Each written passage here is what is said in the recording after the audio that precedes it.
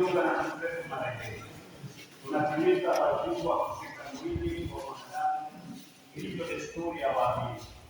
Tunamweka ardhini kama mbegu kupanda mwili wa asili na kukua mwili wa roho. Tunamwomba Mungu kwa imani, yeye ambaye kwake vyote tunapata uzima, amfufue miili yetu na kuingiza kwenye uzima mpya.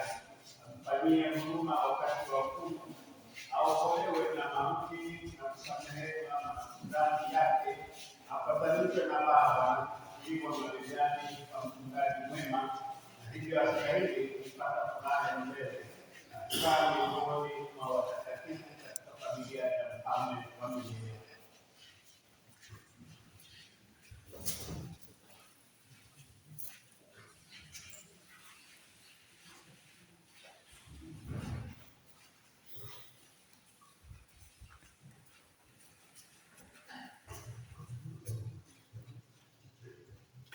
Chini na kulilia Bwana.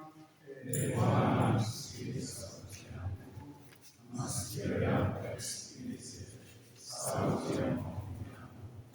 Kama umezunguka dhambi, Bwana, nani Bwana amesimama?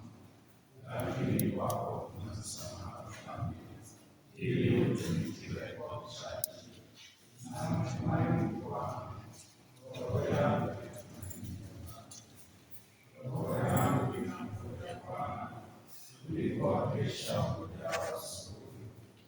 ulipowakesha muda wa asubuhi, Israeli inamngoja Bwana, kwa maana kwa Bwana wake kuna wokovu mwingi.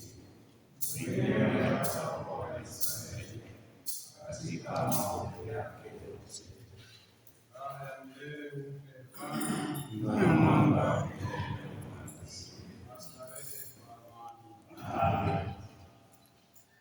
Bwana tuhurumie. Bwana tuhurumie.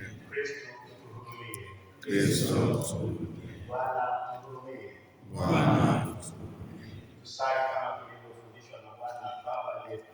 Uliye mbinguni, jina lako litukuzwe, ufalme wako ufike, utakalo lifanyike duniani kama mbinguni. Utupe leo mkate wetu wa kila siku, utusamehe makosa yetu kama tunavyowasamehe sisi waliotukosea, usitutie katika kishawishi, lakini utuokoe maovu.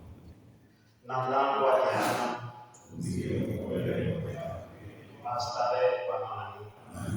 Bwana usikize sala yangu, na mlio wangu kufikia. Bwana awe nanyi. Nawe Tuombe. Bwana mwingi wa rehema, umeweka roho ya mtumishi wako Padre Bruno Haule mikononi mwako.